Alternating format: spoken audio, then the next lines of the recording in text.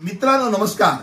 कायदेशीर माहिती देणारा माझ्या YouTube चॅनलमध्ये तुमचं स्वागत आहे. आजचा विषय एकतर्फी हुकूम, ज्याला आपण एक्स पार्टी डिक्री म्हणतो.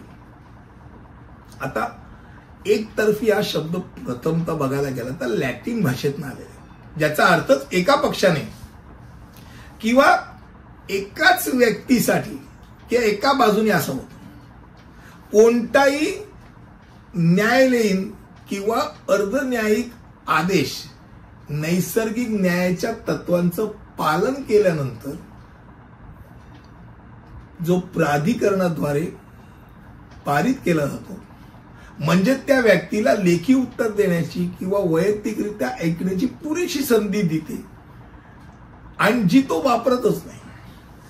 म्हणजे महत्वाचं यात काय असतं की वारंवार संधी देण्याऐवजी जर ती व्यक्ती संधीचा फायदा घेत नसेल तर प्राधिकरण रेकॉर्डवर उपलब्ध असलेल्या तथ्यांच्या आधारे आदेश पारित करतो.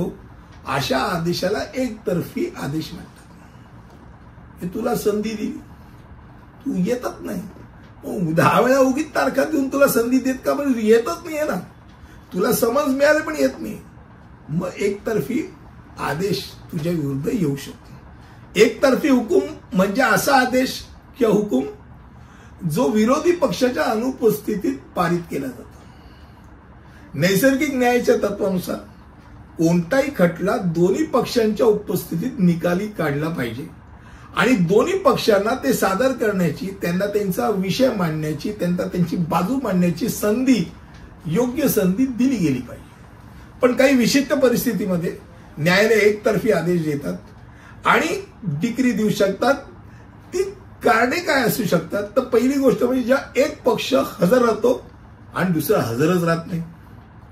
क्रमांक 2, जेव्हा खटला सुनावणीसाठी बोलावला जातो आणि विरोधी पक्षाला योग्यरित्या हजर राहण्याकरता समन्स बजावले जातात, तो समन्स घेतो पण तरी येत नाही. तेव्हा न्यायालय एकतर्फी सुनावणी करू शकते आणि त्याच्या विरुद्ध डिक्री जारी करू शकते. म्हणजे हा जो आदेश आहे हा एकतर्फी म्हणजे एक्स पार्टी आहे.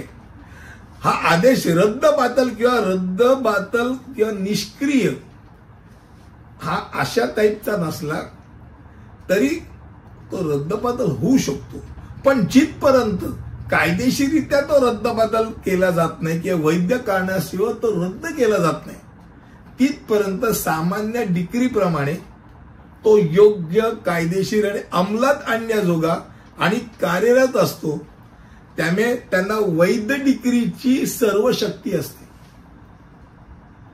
मी त्याच्या विरुद्ध अपीला जाशील ना, एक्स पार्टी ऑर्डरच्या विरुद्ध अपीलात जाऊ शकतो आणि x party decree he reverse पण होऊ शकते. पण जिथपर्यंत ती न्यायालय फिरवत नाही किंवा अपीलात गेल्यानंतर वरचं कोर्ट ते रद्द करत नाही, तिथपर्यंत ती अंमलात, हे डोक्यात राहतं. एकतर्फी हुकूमनामा, ज्याला आपण एक्स पार्टी डिक्री म्हणतो, ती काय असते या संदर्भात आजचा व्हिडिओ होता. पुढच्या व्हिडिओमध्ये असंच काहीतरी नवीन घेऊन येईल. तिथपर्यंत इथेच थांबतो. धन्यवाद.